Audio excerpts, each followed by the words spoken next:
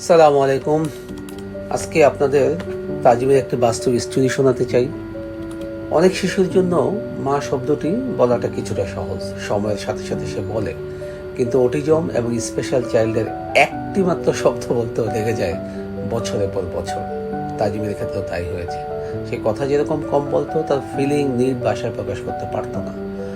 তো আমরা আসলে প্রতিদিন একটা স্বপ্ন দেখতাম কবে সে আমাদেরকে বাবা বা মা বলবে, এবং দিন কেটে যায়, মাস কেটে যায়, বছরে কেটে যায়, কিন্তু সেটা হয়ে ওঠেনি। আমরা আসলে একসময় একটা স্পেশাল স্কুলে যাই এবং সেখানে গিয়ে special teacher, special therapist, speech therapist, occupational থেরাপিস্টের সাথে কথা বলে একটা গোল তৈরি করি, এবং বাসায় এসে তাদের তাদের আসলে যে অ্যাডভাইস সেই অনুসারে পিকচার কার্ড দেখাই, ওয়ার্ড প্র্যাকটিস করতাম, প্রিয় খেলনা, ফল, বিভিন্ন অবজেক্ট দেখে একই শব্দ বারবার বলতাম। স্কুলে একই প্র্যাকটিস করতাম, টিচার শেখাতো, থেরাপিস্ট শেখাতো।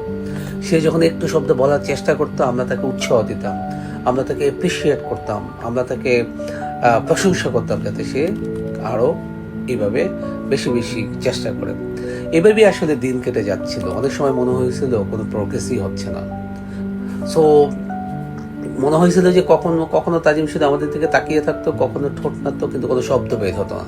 তবু আমরা থামিয়ে দিই, কারণ আমরা বিশ্বাস করতাম স্পেশাল চাইল্ডের প্রতিটি প্রোগ্রেসের পিছনে থাকে হাজারো দিনের ধৈর্য, প্র্যাকটিস অ্যান্ড আনকন্ডিশনাল লাভ।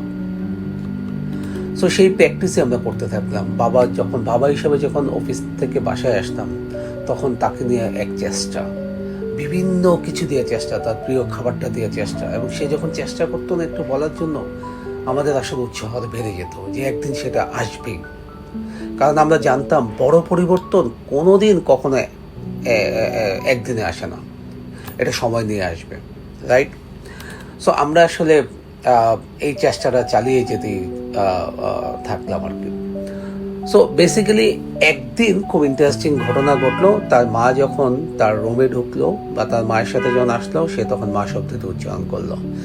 আমাদের কাছে সেটাই ছিল পৃথিবীর সবচেয়ে মূল্যবান শব্দ। এবং এরপরের দিন বাবা যখন অফিস থেকে আসে, সে তখন বাবা বলে।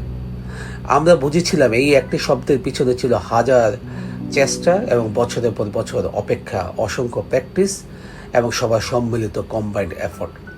আপনারা যদি স্পেশাল চাইল্ডের বাবা মা হয়ে থাকেন, কখনো হোপ হারাবেন না। প্রতিদিন আপনার সন্তানকে সময় দিন, ছোট ছোট বিষয় নিয়ে প্র্যাকটিস করুন, প্রয়োজনে টিচার, থেরাপিস্টের সাথে যোগাযোগ রাখবেন। মনে রাখবেন, স্পেশাল চাইল্ডের বড় পরিবর্তন একদিনে আসে না। হয়তো আপনার সন্তানের সেই সুন্দর মুহূর্তটিও খুব বেশি দূরে নয়। ধন্যবাদ।